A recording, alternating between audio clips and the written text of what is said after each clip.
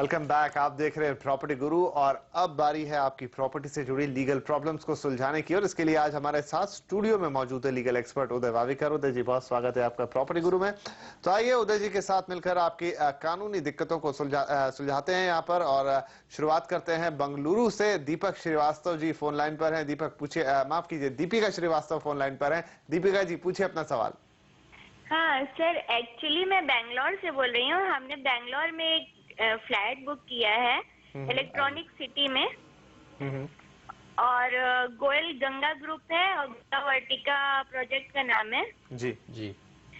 तो actually problem ये है कि उन्होंने अक्टूबर 11 को ही उन्होंने बोला था कि हम आपको दे देंगे फ्लैट कंप्लीट करके और आप लोग शिफ्ट हो सकते हैं। लेकिन उनकी प्रोग्रेस से लग नहीं रहा है कि वो कुछ भी करेंगे। और पहले एक्चुअली उन्होंने जून बोला था, फिर उन्होंने अक्टूबर बोल दिया और अब वो दिसंबर बोल रहे हैं। और अभी भी लेकिन लग नहीं रहा है कि वो कुछ कंप्लीट कर पाएंगे। और डिमांड नोट तो वो भेज देते हैं जब भी स्लैब बनता है, और नीचे से कुछ बनाते नहीं है, केवल स्लैब बना देते हैं और वो डिमांड नोट सेंड कर देते हैं और वो हमें देना पड़ता है। तो दीपिका जी, जो आपका प्रश्न मुझे लग रहा है कि आप पूछना चाह रही हैं कि आखिर अब ऐसी स्थिति में आप करें क्या? हाँ, क्योंकि उन्होंने क्लॉज में कोई भी पेनल्टी क्लॉज डाला नहीं। जब हमने उनसे बोला कि आप पेनल्टी क्लॉज डालो तो उन्होंने कहा कि यू कैन नॉट फोर्स अस, आप फोर्स नहीं कर सकते हमें पेनल्टी क्लास के लिए। और हम अगर पेनल्टी क्लास डाल भी देंगे आपके फोर्स करने पे, क्योंकि हम लोग बहुत फोर्स कर रहे थे। बिल्कुल दीपिका जी, या आपकी बात हम समझ पा रहे हैं। अब उदय जी से हम आगे का इसमें क्या हल हो सकता है वो जानने की कोशिश करते हैं। उदय जी, क्या जी, भारतवर्ष में खास करके मुंबई शहर में ऐसे बहुत सारे केसेस है, और एक मेरी ही केस है कंज्यूमर कोर्ट में, जहां आरती मोदी जी करके है। उनको कोर्ट ने मुआवजा भी दिया है डिलेड पोजीशन के लिए, डायरेक्शन भी दिया है कि पोजीशन जल्दी दिया जाए, और ये भी उन्हें बोला है कि अगर आप लीव एंड लाइसेंस में कह रहते हैं तो वो जो रेंट है वो भी आपको देना पड़ेगा। तो ये, मगर एक सवाल मैं आपसे पूछना चाहता हूँ, आपका एग्रीमेंट रजिस्टर्ड है? हमारा? हाँ जी हाँ है, रजिस्टर्ड है, और उसमें लिखा हुआ है कि पोजीशन डेट कब की है। हाँ ये तो दिया हुआ है। तो बिल्कुल आपका प्रॉब्लम सॉल्व हो गया। आप कंज्यूमर कोर्ट में जाइए, वहाँ तकरार दर्ज कर। कंज्यूमर कोर्ट में सुनता कौन है? नहीं सुनता है, बिल्कुल ऑर्डर होती है और कंज्यूमर कोर्ट ही है। क्योंकि सर देखिए, पेनल्टी क्लास उन्होंने डाला नहीं और हमने पेनल्टी क्लॉज की कोई जरूरत नहीं है। अनुचित व्यापारी प्रथा है। उन्होंने आपको एक पर्टिकुलर डेट को पोजीशन प्रॉमिस किया था, उस डेट आपने सारे पैसे आप पैसे देते रहे हैं।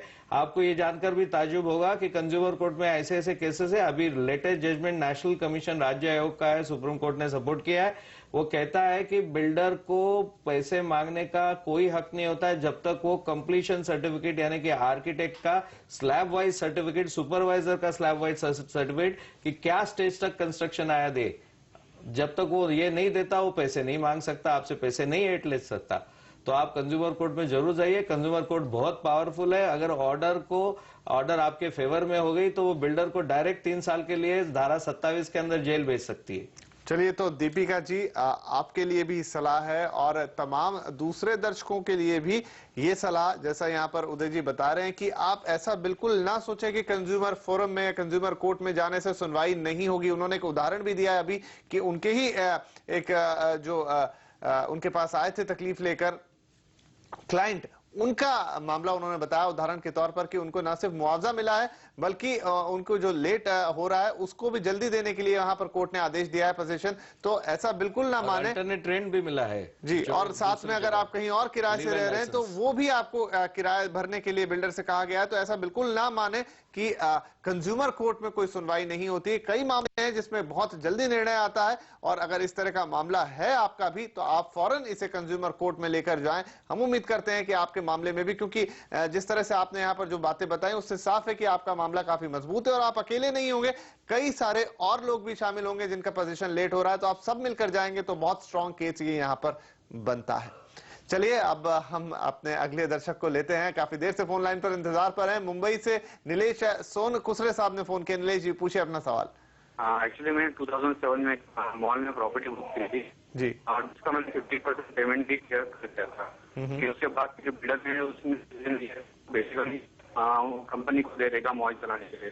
तो अभी ना कंडीशन ये है कि मैं अकेला ही पर्सन हूँ जिसका मतलब वहाँ पे मॉल खरीदा हुआ है, शॉप खरीदा हुआ है। ये जो भी है वो सब कंपनी को है।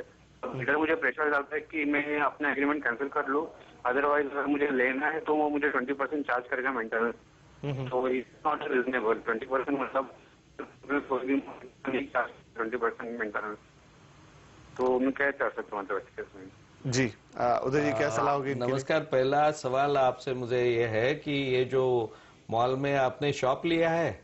हाँ, शॉप लिया हुआ है। हाँ, ये शॉप आपके सेल्फ एम्प्लॉयमेंट यानी खुद के धंधे के लिए लिया है, प्रोप्राइटरी कंसर्न के लिए, कि लिमिटेड कंपनी ने लिया? इन्वेस्टमेंट पर्पज लिया हुआ है, जिसका मतलब अलॉटमेंट लेटर एग्रीमेंट। हाँ जी, पर इंडिविजुअल नाम से लिया है ना?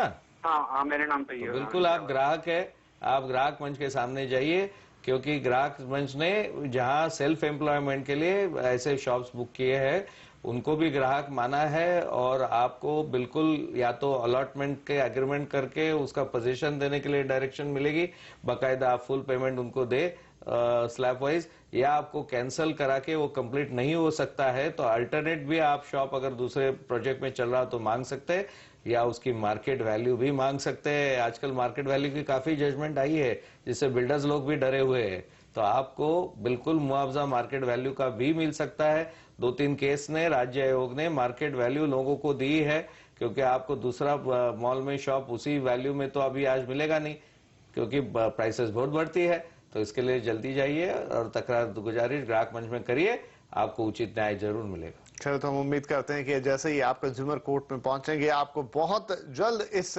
मामले पर फैसला मिलेगा। आपका मामला काफी मजबूत है और यहाँ पर आपके लिए डरने की कोई बात नहीं है। तुरंत आप कंज्यूमर कोर्ट में अपील करें और यहाँ पर जैसा हमने कहा कि उम्मीद करेंगे कि आपको जल्द से जल्द न्याय मिले और आपकी जो भी तकलीफ है, जो भी परेशानी है, वो दूर हो।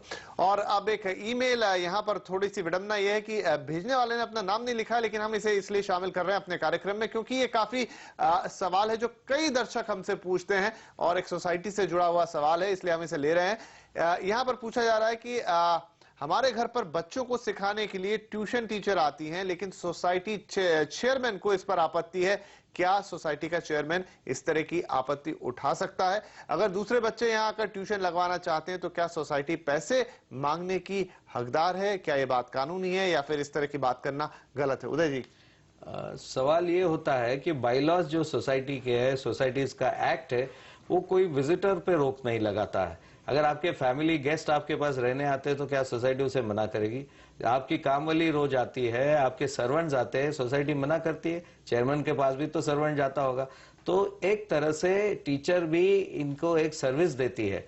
सो टीचर अगर बच्चे को सर्विस देती है, बाकायदा कई सोसाइटी में सिक्योरिटी के नियमों के अनुसार इन्हें रिकॉग्नाइजेशन कार्ड दिया जाता है, विजिटिंग कार्ड दिया जाता है। अगर वो प्रोसीजर है तो प्रोसीजर जरूर करे। सोसाइटी को पता है कि भाई ये टीचर आएगी फलाना, सिक्योरिटी के हिसाब से आप कार्ड ले सकते हैं, मगर सोसाइटी आने वाली टीचर को मना नहीं कर सकती।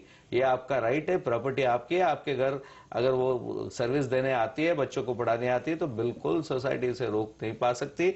अभी दूसरा सवाल होता है क्या दूसरे बच्चे उसको ज्वाइन हो सकते? जब तक वहां क्लासेस शुरू नहीं होती है, बाकायदा पैसा दूसरों से लिया जाके आप उसके ऊपर कोई कमाई नहीं करते, तो वहां पे तो जरूर क्लासेस हो सकती है, मगर ज्यादा चिल्ड्रन नहीं होने चाहिए, सोसाइटी डिस्टर्ब नहीं होनी चाहिए। एक आध दूसरा चाइल्ड अगर आपका दोस्त का आता है, जैसे आपके परिवार में विजिटर्स आते हैं, उसको सोसाइटी नहीं मना कर सकती।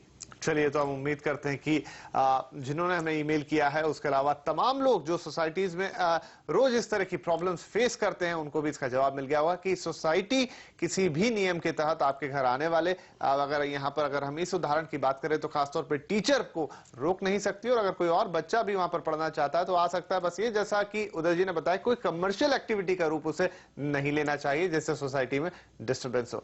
और इसी के साथ यहाँ पर वक्त हो गया एक छोटे से ब्रेक का, लेकिन सवाल जवाब का सिलसिला ब्रेक के बाद भी जारी रहेगा, कहीं मत जाइएगा। हम आते हैं इस छोटे से ब्रेक के बाद।